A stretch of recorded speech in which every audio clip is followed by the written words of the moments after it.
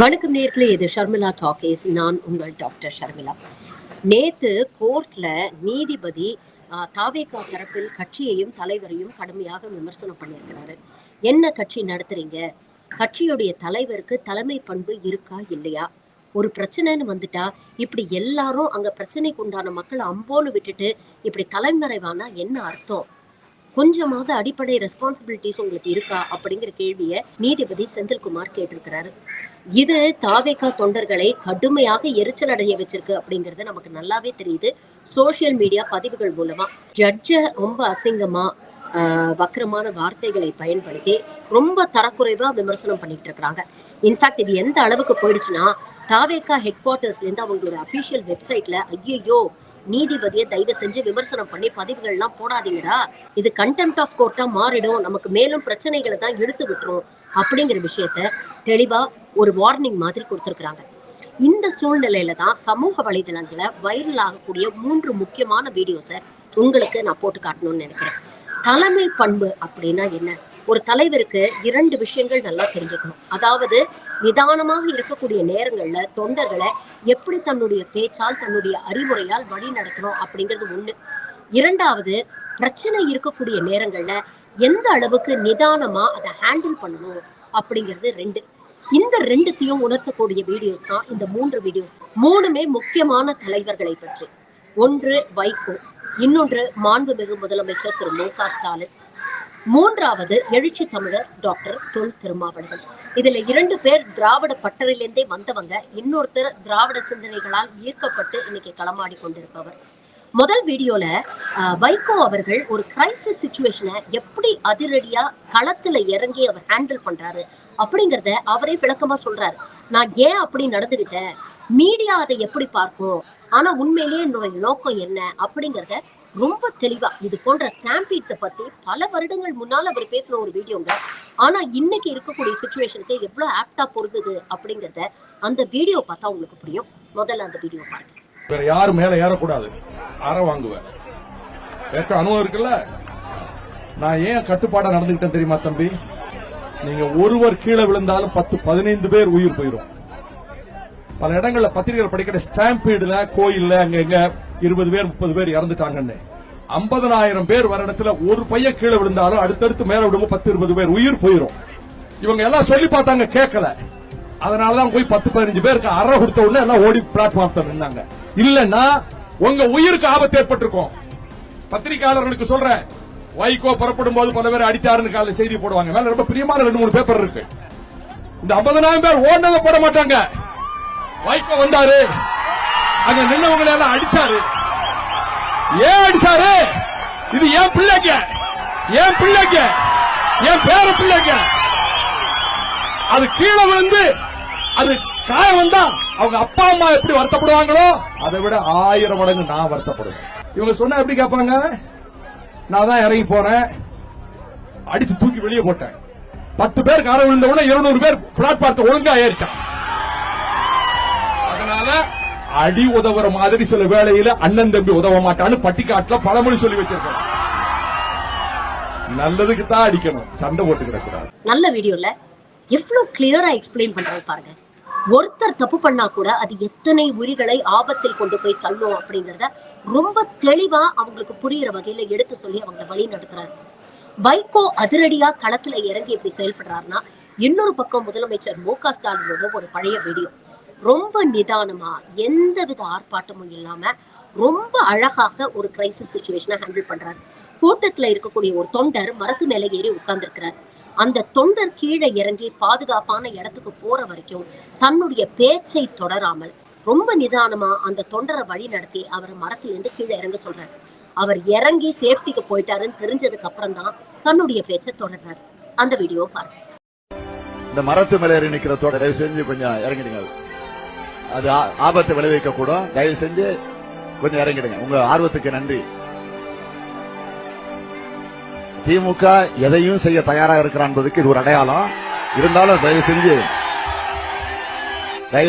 கொஞ்சம் இறங்கிடு பிளீஸ். ஒரு அன்போடு கேட்டுக்கிறேன், இறங்குங்க.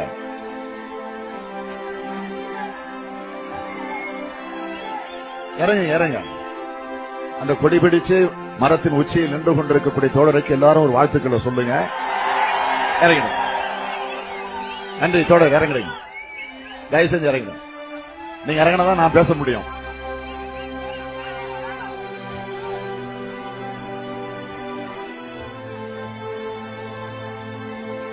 இறங்கி வாங்க பிளீஸ்.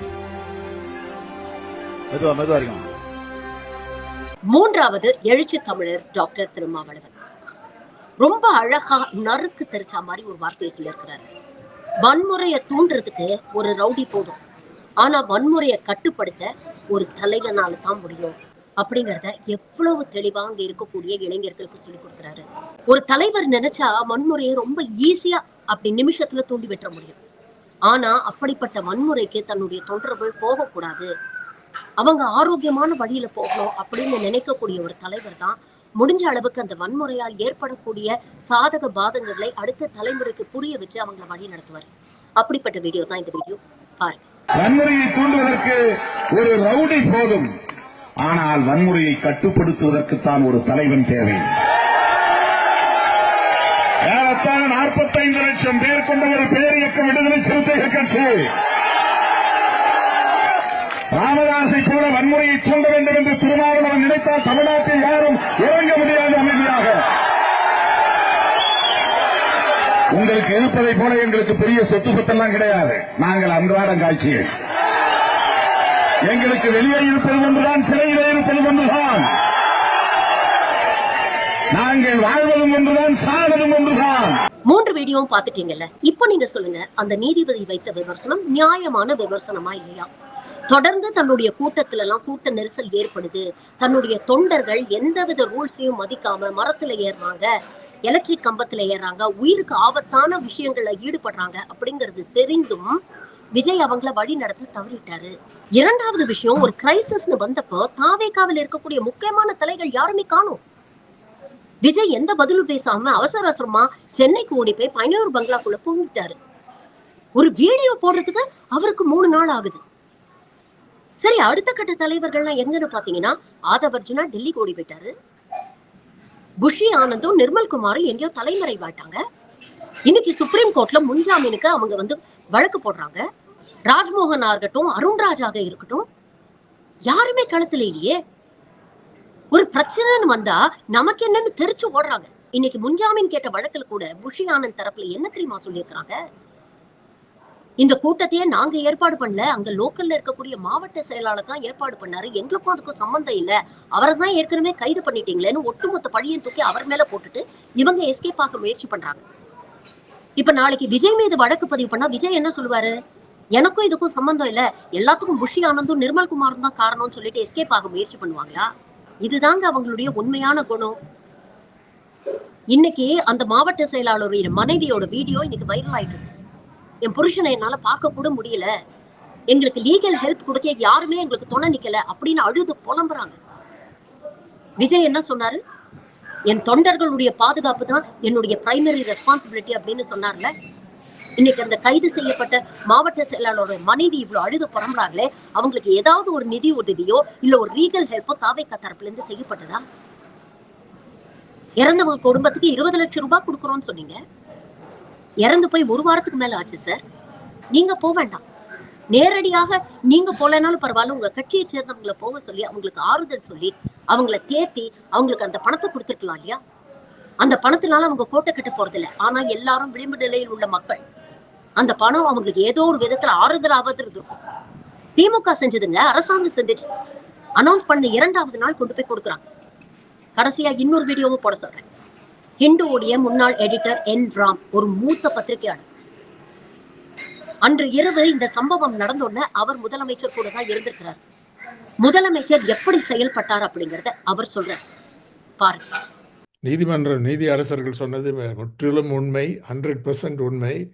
இது இவ்வளவு மோசமான ஒரு கான்டாக்ட் நான் பார்த்ததே இல்லை அரசியல் இது வரைக்கும். ஒரு தலைவர் என்று பெயர் வச்சுட்டு விஜய் உடனே ஒரு அக்கௌண்டபிலிட்டி ஒன்றும் எடுக்காமல் உடனே ட்ரிச்சிக்கு போயிட்டு அங்கே ப்ரெஸ் கேட்கும்போது ஒன்றும் ஒரு வார்த்தை சொல்ல, சென்னையிலையும் ஒன்றும் ஒரு வார்த்தை சொல்லலை. கோழை மாதிரி அந்த பார்ட்டியில் இருக்கக்கூடிய தலைவர்கள் எல்லாம் ஓடி போயிட்டாங்க.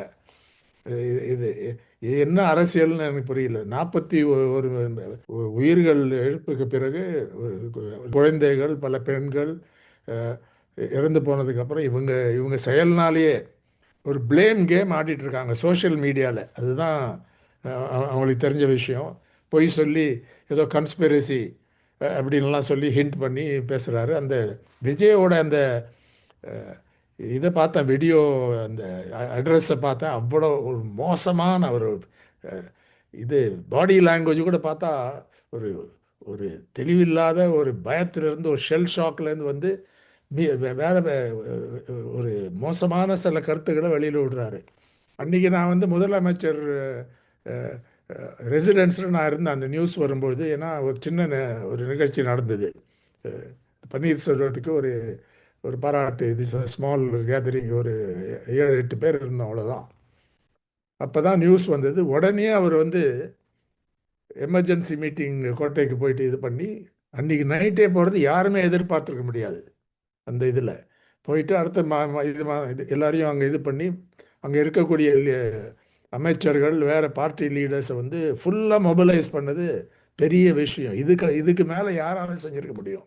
அந்த இதில் போலீஸ் கூட கரெக்டாக தான் நடந்துட்டாங்க. உடனே ஓவர் ரியாக்ட் பண்ணலை. இப்போ வந்து உடனே விஜய் அரெஸ்ட் பண்ணுறதோ இது பண்ணாங்கன்னா பழி வாங்கிறது வரும், சிம்பத்திக்கு ஒரு வழி மாதிரி வரும். அதனால் ஒரு காமாக நிதானமாக அந்த விஷயங்களை இது பண்ணிருக்காங்க. ஒரு ரிட்டையர்டு ஜட்ஜு கூட ஒரு என்கொயரிக்கு, இது ஜுடிஷியல் என்கொயரிக்கு இது பண்ணியிருக்காங்க. வேகமாக வரும். இதுலேருந்து புரிஞ்சுக்கங்க, மீண்டும் மீண்டும் சொல்றேன், உங்கள் தலைவர்களை திரையில் தேடாதீர்கள். தரையில மக்களுக்கான பிரச்சனைக்காக யார் வந்து நிற்கிறாங்களோ அவங்க தான் உண்மையான தலைவர். இப்ப சொல்லுங்க, விஜய்க்கு தலைமை பண்பு இருக்கா இல்லையா? நன்றி, வணக்கம்.